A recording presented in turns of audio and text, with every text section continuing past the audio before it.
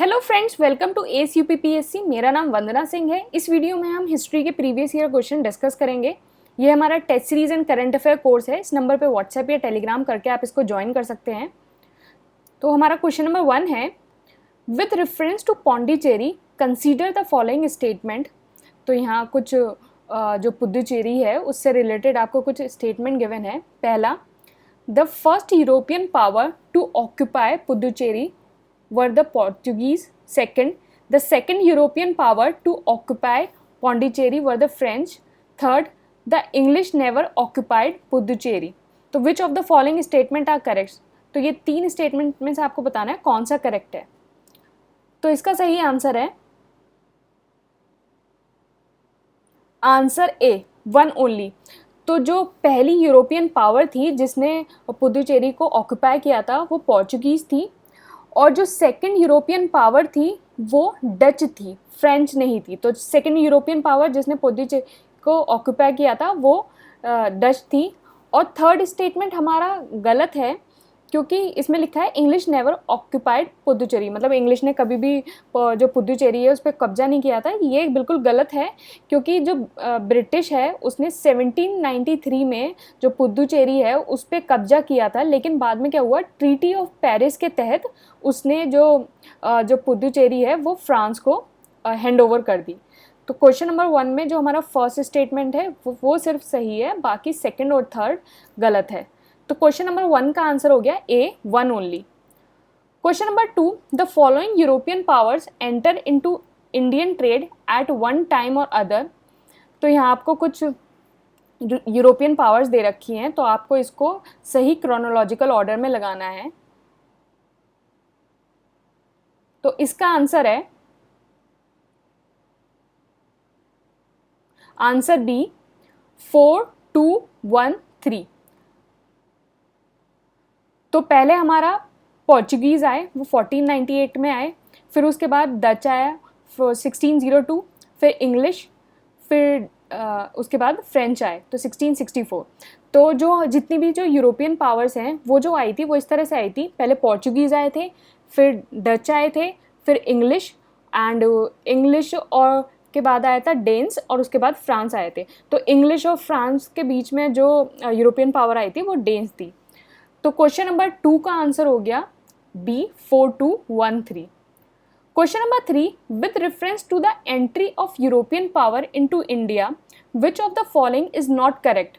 तो यहाँ आपको 4 ऑप्शंस गिवन है, इसमें से ही आपको बताना है कि कौन सा इसमें से सही नहीं है। तो इसका आंसर है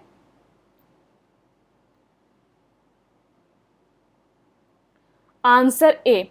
तो पहला स्टेटमेंट सही नहीं है, तो इसमें लिखा है पोर्चुगीज कैप्चर्ड गोवा इन 1499।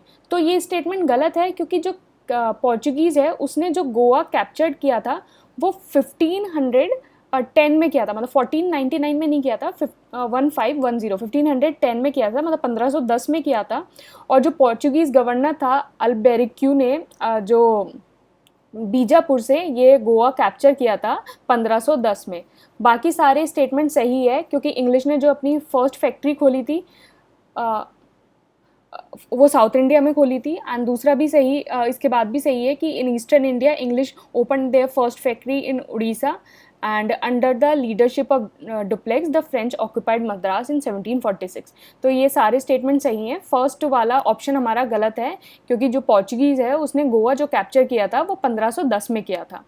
तो क्वेश्चन नंबर 3 का आंसर हो गया ए, ये गलत है। Question number 4, match list 1 voyagers with list 2 countries. तो लिस्ट 1 में आपको कुछ वॉयजर्स गिवन है, लिस्ट 2 में उनकी कंट्रीज गिवन है, इसको आपको मैच करना है। तो इसका आंसर है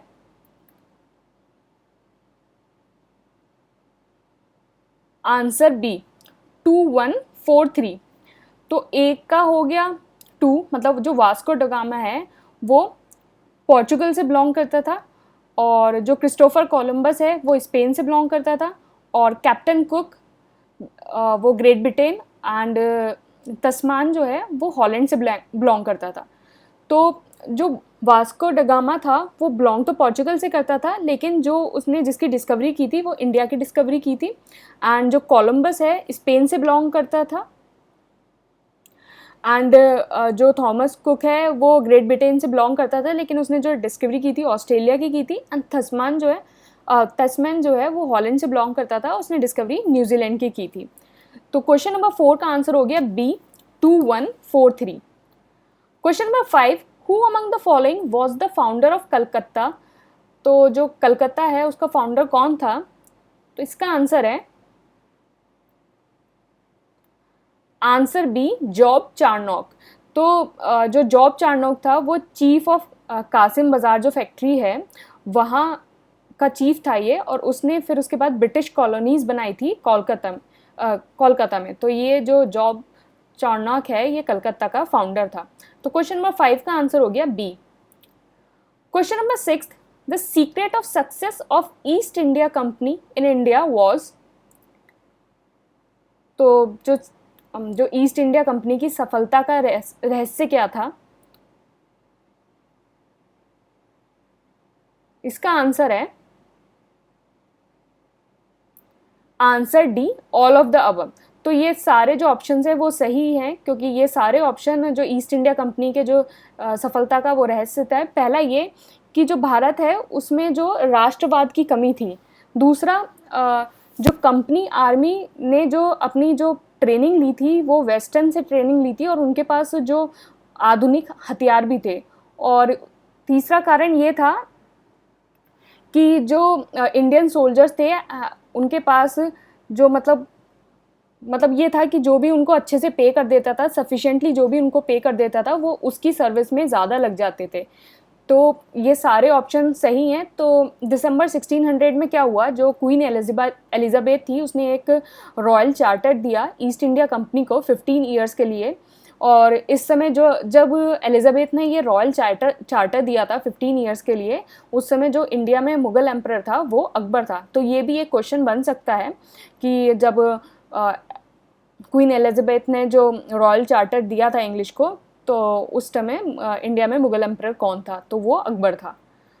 तो क्वेश्चन नंबर 6 का आंसर हो गया D, all of the above. Question number 7, during theme of which Mughal emperor did the English east India company establish it's first factory in India. तो इसका आंसर है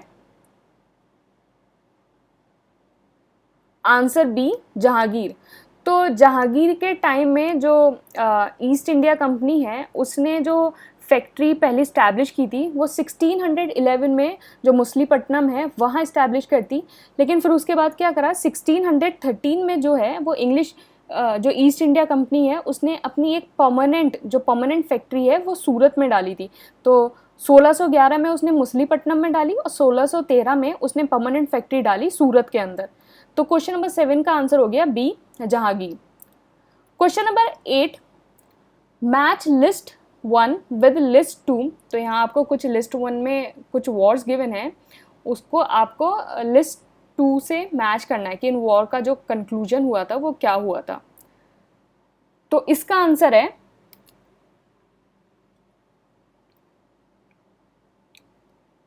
आंसर सी, 4132। तो जो हमारी जो फर्स्ट कर्नाटक वॉर हुई थी वो एंड हुई थी by the treaty of Aix-la-Chapelle. And फिर उसके बाद जो थर्ड कर्नाटक वॉर थी वो एंड हुई थी by the treaty of Paris. And second Karnataka war थी वो इनकन्क्लूसिव वॉर से में एंड हुई थी। And the first Mysore war में क्या हुआ था, जो ब्रिटिशर्स लॉस्ट हो गए थे। तो जो फर्स्ट कर्नाटक वॉर है उसको एक्सला-चैपले जो है ट्रीटी से एंड किया गया, और जो फर्स्ट कर्नाटक वॉर है जो लड़ी गई थी वो 1746 से 1748 के बीच में लड़ी गई थी। एंड जो थर्ड कर्नाटक वॉर है वो ट्रीटी ऑफ पेरिस से एंड हुई थी। और ये जो ट्रीटी ऑफ पेरिस जो हमारी साइन हुई थी वो 1814 में साइन हुई थी। इसमें क्या हुआ था कि जो ब्रिटिश है उसने जो पुदुचेरी है वो फ्रांस को दे दिया था, और जो फर्स्ट मैसूर वॉर है उसमें क्या होता है, ब्रिटिशर्स लॉस्ट कर गए थे, और इसके बाद जो जो हमारी संधि जो ट्रीटी साइन हुई थी वो हुई थी ट्रीटी ऑफ मद्रास। तो क्वेश्चन नंबर 8 का आंसर हो गया C, 4132। Question number 9, which one of the following was the last governor of Bengal appointed by the Mughal emperor.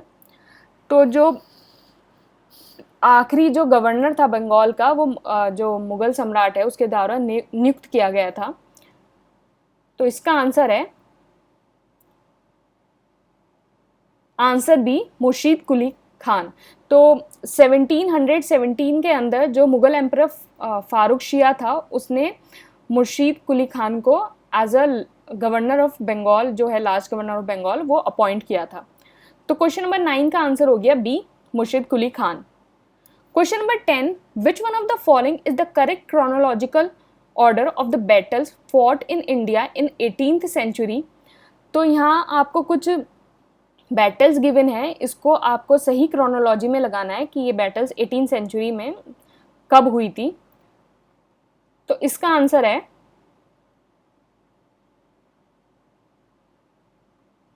Answer B. तो पहले हुआ बैटल ऑफ अंबुर, फिर उसके बाद बैटल ऑफ प्लासी, फिर बैटल ऑफ बेंडीवॉश एंड फिर उसके बाद बैटल ऑफ बक्सर। तो जो बैटल ऑफ अंबुर हुआ वो 1749 में हुआ था। इस बैटल में क्या हुआ, जो मुजफ्फर जंग, चंदा साहिब और जो फ्रेंच आर्मी थी उसने मिलके जो अनवरुद्दीन है उसको हराया और उसके बाद उसे मारा। फिर उसके बाद बैटल ऑफ प्लासी जो है 1757 में हुई। ये जो बैटल हुई थी ये नवाब बंगाल जो सिराजुद्दौला है और ब्रिटिश के बीच में हुई। और फिर उसके बाद बैटल ऑफ जो वेंडीवॉश है वो 1760 में हुई, और ये जो हुई थी ये फ्रेंच और ब्रिटिश आर्मी के बीच में हुई। और बैटल ऑफ बक्सर जो है वो अक्टूबर 1764 में हुई, और ये जो हुई थी मतलब एक साइड तो थे मीर कासिम, सूदौला और फिर उसके बाद शाह आलम टू। तो ये नवाब ऑफ बंगाल था और नवाब ऑफ अवध और मुगल एम्परर। तो मीर कासिम नवाब ऑफ बंगाल, साजुद्दौला नवाब ऑफ अवध और शाह आलम टू नवाब ये मुगल एम्परर। और फिर उसके बाद ब्रिटिश की साइड से जो इस बैटल को लेड किया था वो हेक्टर मुनरो ने लेड किया था। तो क्वेश्चन नंबर 10 का आंसर हो गया B. Question number 11, choose the correct. The first Muslim invader of India was Muhammad Ghazni. Second, the first Muslim invader of India were Arabs. तो इसमें से आपको बताना है कि कौन सा स्टेटमेंट सही है। तो इसका आंसर है आंसर बी, 2 ओनली। क्योंकि जो फर्स्ट मुस्लिम इन्वेडर था वो मोहम्मद बिन कासिम था जो 1712 एडी में आया था, और जो इसने इंडिया के अंदर जो एंट्री ली थी वो सिंध से ली थी। और ये जो मोहम्मद बिन कासिम था ये एक अरब जो मुस्लिम इन्वेडर था ये अरब से बिलोंग करता था। तो क्वेश्चन नंबर 11 का आंसर हो गया B, 2 only. Question number 12, two statement labelled as assertion and reason, select the answer using the code given below. तो यहाँ आपको 2 स्टेटमेंट गिवन है एज असर्शन और रीजन, और इसमें आपको बताना है कि कौन सा सही है। तो असर्शन ये है, मोहम्मद गजनी ने भारत पर 17 बार आक्रमण किया, और रीज़न ये है वह भारत में स्थायी मुस्लिम साम्राज्य स्थापित करना चाहता था। तो इसका आंसर है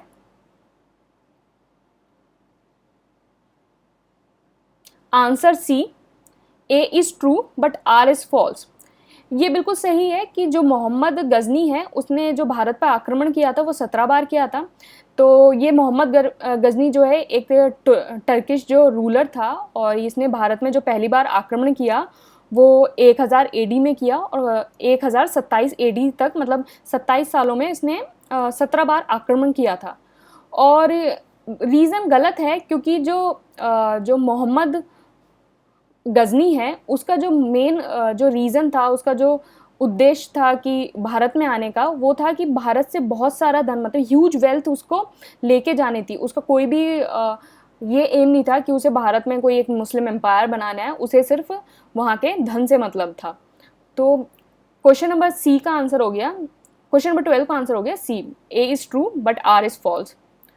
question number 12, which of the following statement about Al Biruni is not correct. तो यहाँ अल बरूनी के बारे में कुछ स्टेटमेंट है और ये आपको बताना है कौन सा सही नहीं है। तो इसका आंसर है answer A, he was a secular author. तो ये स्टेटमेंट गलत है क्योंकि अल बरूनी जो है वो सेकुलर ऑथर नहीं था, क्योंकि जब मोहम्मद गजनी में 1026 में जब उसने सोमनाथ पे जब रेड करी तो मोहम्मद वो जो अल बरूनी ने ये चीज़ अपनी किताब में बिल्कुल मेंशन नहीं करी कि मोहम्मद गजनी के द्वारा ये सोमनाथ में रेड हुई। तो इससे ये जाहिर होता है कि जो अल बरूनी है वो एक सेकुलर ऑथर नहीं था। और ये सही है कि वो एक संस्कृत स्कॉलर था, उसने बहुत जैसे कुछ किताबें हैं जैसे पतंजलि योगा सूत्र, उसको अरेबिक में उसको ट्रांसलेट किया था। और उसने मोहम्मद गौरी ने जो है वो कुरान भी पढ़ा था और वो ट्रिग्नोमेट्री का भी एक्सपर्ट था। तो क्वेश्चन नंबर 13 का आंसर हो गया A, he was a secular author. ये गलत है क्योंकि वो नॉन सेकुलर था। Question number 14, arrange the following names chronologically. तो यहाँ आपको कुछ रूलर्स गिवन हैं और ये आपको बताना है कि वो किस किस टाइम उन्होंने इंडिया में इन्वेजन किया था। तो इसका आंसर है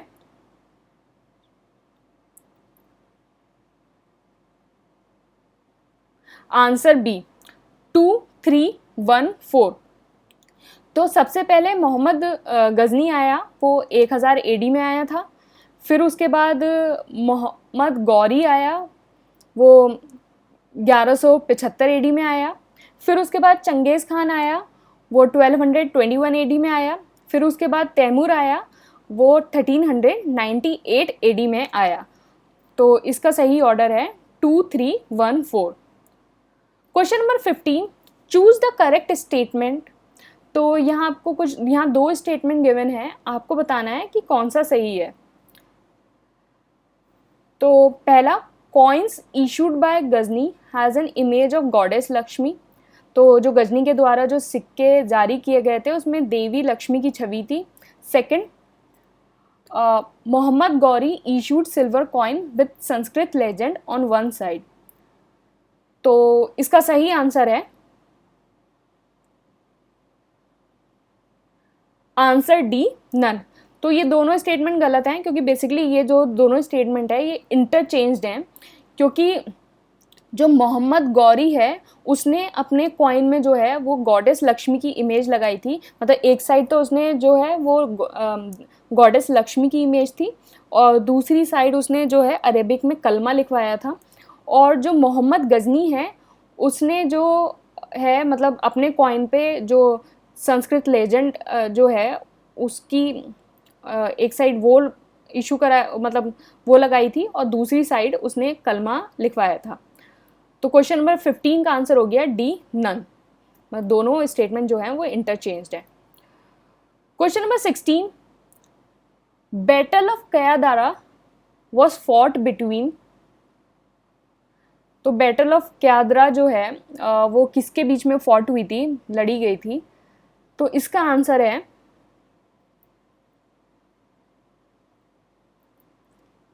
answer B, Mohammad Ghori and Bhima two. तो जो बैटल ऑफ कयादरा है वो 1178 में हुई थी और ये जो है मोहम्मद गौरी और भीमा टू के बीच में हुई थी। बेसिकली जो भीमा टू है वो गुजरात का रूलर है था और वो सोलंकी डायनेस्टी से बिलोंग करता था। और मतलब भीमा टू इस बैटल को कहते हैं, लेकिन एग्जैक्टली मतलब बैटल भीमा टू के साथ फॉट हुई थी, लेकिन बेसिकली जो इस बैटल को जो लीड किया था वो भीमा टू की जो मदर थी वो नाइकी देवी, उन्होंने लीड किया था। तो क्वेश्चन नंबर 16 का आंसर हो गया B, Mohammad Ghori and Bhima two. Question number 17, which one of the following king was defeated by Mohammad Ghori in the battle of Chandawar. तो कौन सा जो राजा है वो मोहम्मद गौरी से हारा था चंदावर की जो युद्ध है उसमें। तो इसका आंसर है आंसर बी जयचंद। तो जो चंदावर का युद्ध है वो 1194 में हुआ था और ये मोहम्मद गौरी और जयचंद के बीच में होता है। जयचंद जो है वो कन्नौज का राजा था और ये हुआ था चंदावर में। चंदावर जो है अभी जो मॉडर्न फिरोज़ाबाद है वहाँ जो है वहाँ ये युद्ध हुआ था। तो क्वेश्चन नंबर 17 का आंसर हो गया बी जयचंद।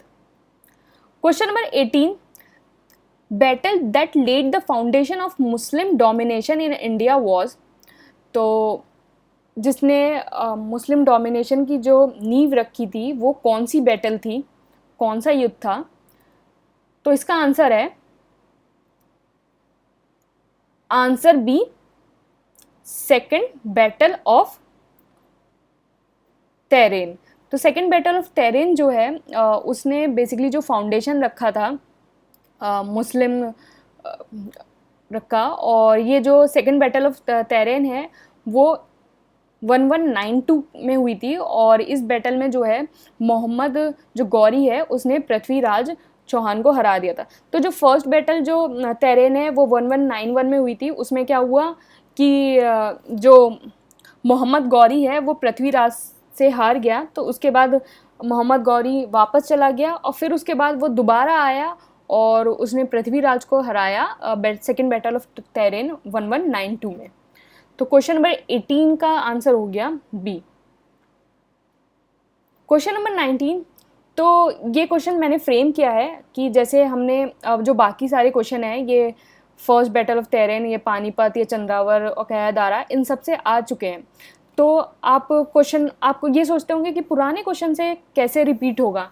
तो जैसे ये एक तरह से पुराने क्वेश्चन से ही रिपीट हो रहा है, लेकिन इस क्वेश्चन का पूरा फॉर्मेट चेंज हो गया है क्योंकि ये सारी डिटेल्स आप ऑलरेडी पुराने क्वेश्चंस में आ चुकी हैं। तो ये क्वेश्चन है arrange the following in chronology. तो ये आपको कुछ बैटल्स गिवन है और इसको आपको क्रोनोलॉजी में लगाना है। First battle of Tarain, second first battle of Panipat, third battle of Chandawar, fourth battle of Kayadara. तो इसको आपको क्रोनोलॉजी में लगाना है। तो इसका आंसर है answer A 4132।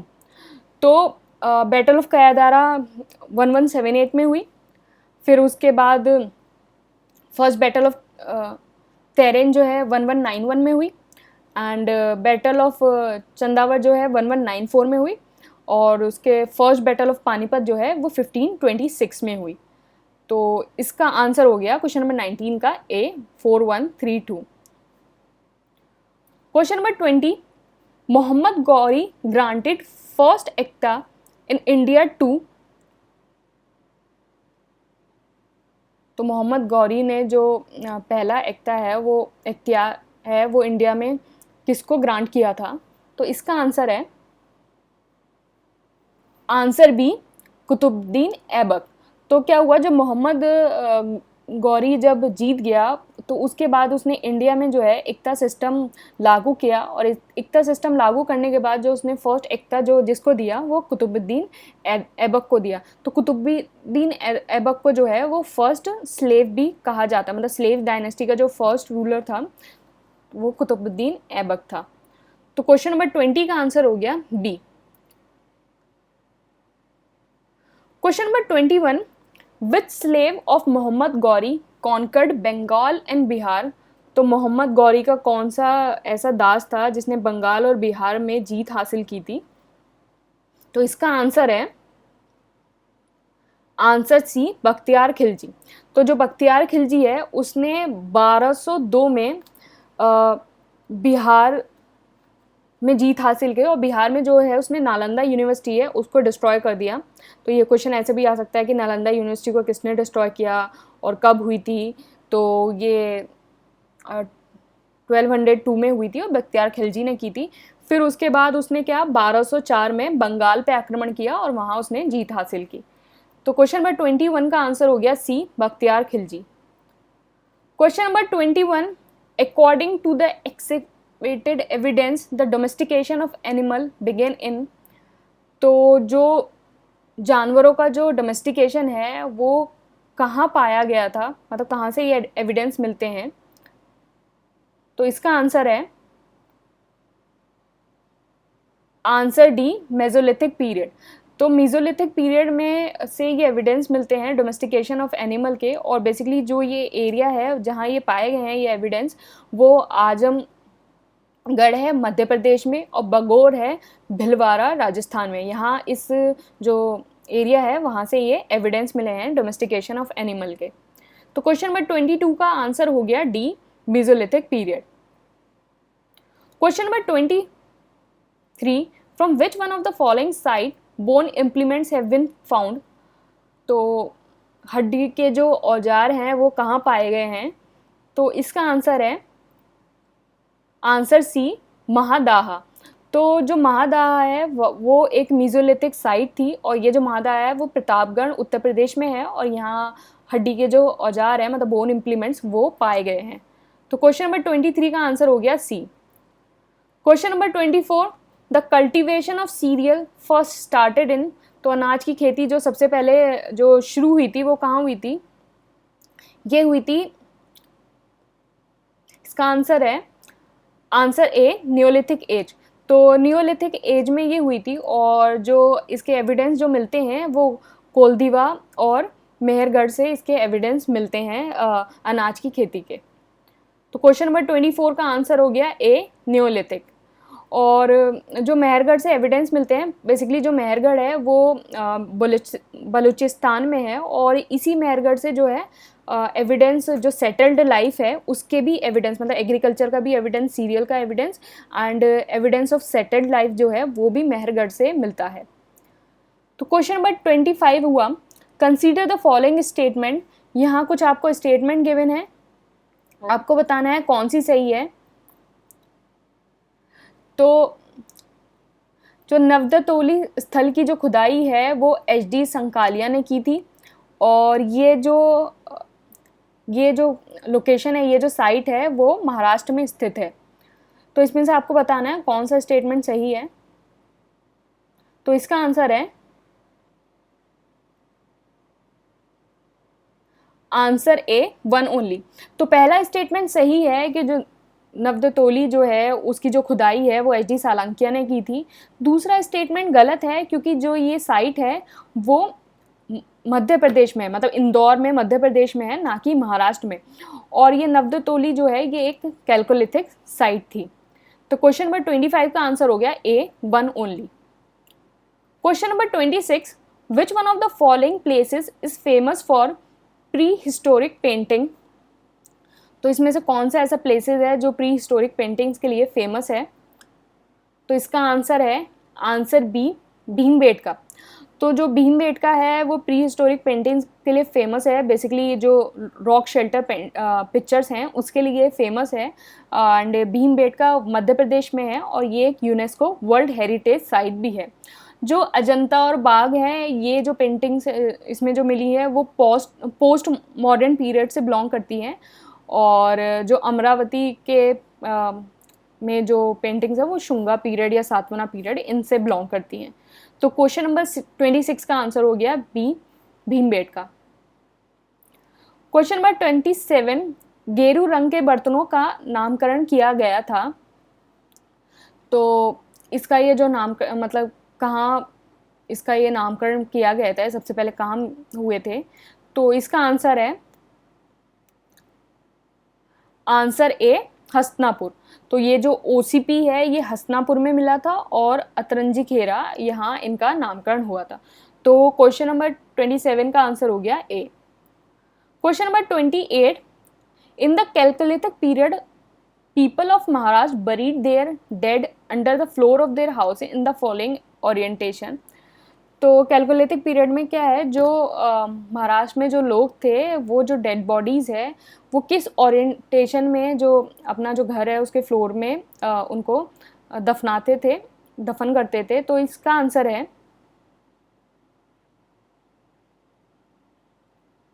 Answer A, north to south. तो उत्तर से दक्षिण की जो पोजीशन है उसमें इनको दफन किया जाता था। बेसिकली जो ये महाराष्ट्र में ये जो बरीड इस तरह से होते थे, ये एक जॉर्वे कल्चर है, वहाँ से बिलोंग करता है। तो जॉर्वे कल्चर में क्या होता था कि रेक्टेंगुलर हाउसेस होते थे, उसमें क्या होता था, जो बच्चे होते थे वो दफन किए जाते थे कि जैसे दो कट्टे ले लिए और उनको एक साथ टाई करके और उनको हॉरिजॉन्टली रख दिया। और जो अडल्ट्स होते थे उनको क्या किया जाता था कि जो उनका हेड है वो नॉर्थ की साइड रख दिया जाता था, मतलब उत्तर की साइड उनका हेड रख दिया जाता था और इस तरह से वो बरीड होते थे। तो जॉर्वे कल्चर के अंदर जो जो साइट बिलोंग करती है वो है दायमाबाद, इनामगांव, चंदौली, ये सारी साइड जो है जॉर्वे कल्चर के अंदर है। तो क्वेश्चन नंबर 28 का आंसर हो गया A, north to south position. Question number 29, which of the following site has yielded skeleton of the dog along with the human skeleton in burial? तो मतलब जो कौन सी ऐसी साइट है जहाँ से जो जो डॉग है उसके कंकाल, मतलब कुत्ते के कंकाल और जो मानव है उसके कंकाल जो एक साथ मिले हैं, तो वो साइट है, इसका आंसर है आंसर बी, बुर्ज होम। तो बुर्ज होम जो है वो कश्मीर वैली में बिलोंग करती है और इसमें क्या किया कि पिट्स, डॉग बोन्स, एंथलर डियर और ये सारे जो है ह्यूमन स्केलेटन के साथ मिले। और जो इसमें जो ह्यूमन स्केलेटन था वो सिटिंग पोजीशन में, मतलब बैठी हुई पोजीशन में स्केलेटन था और उसके साथ पिट्स और डॉग बोन्स और डियर, ये सब इनके स्केलेटन्स मिले हैं। और जो ये बुर्ज होम जो साइट है वो ये जो एक्सकेवेटेड की गई थी ये थॉमस पीटरसन ने 1935 के अंदर की थी। तो क्वेश्चन नंबर 29 का हो गया answer B, Burzahom. Question number 30, Indus valley civilisation was non Aryan because. तो जो इंडस वैली सिविलाइजेशन है, सिंधु घाटी जो सभ्यता है वो गैर आर्य थी क्योंकि। तो यहाँ कुछ स्टेटमेंट गिवन है, आपको बताना है कौन सा सही है, क्यों थी ये। तो इसका आंसर है answer A, it was an urban civilisation. तो जो सिंधु घाटी थी, जो इंडस वैली सिविलाइजेशन, वो एक अर्बन सिविलाइजेशन थी और बेसिकली अर्लीस्ट अर्बन सिविलाइजेशन थी। और ये नॉन आर्यन इसलिए ही है क्योंकि जो आर्यन जो सिविलाइजेशन थी वो एक रूलर, मतलब ग्रामीण सिविलाइजेशन थी और इंडस वैली सिविलाइजेशन एक शहरी सिविलाइजेशन थी। तो क्वेश्चन नंबर 30 का आंसर हो गया ए। ये हमारा टेलीग्राम पे हम डेली क्विज कंडक्ट कराते हैं, तो आप इस टेलीग्राम को ज्वाइन करके इस क्विज में पार्ट ले सकते हैं। हमारा वीडियो यहीं फिनिश होता है। Thank you and all the best.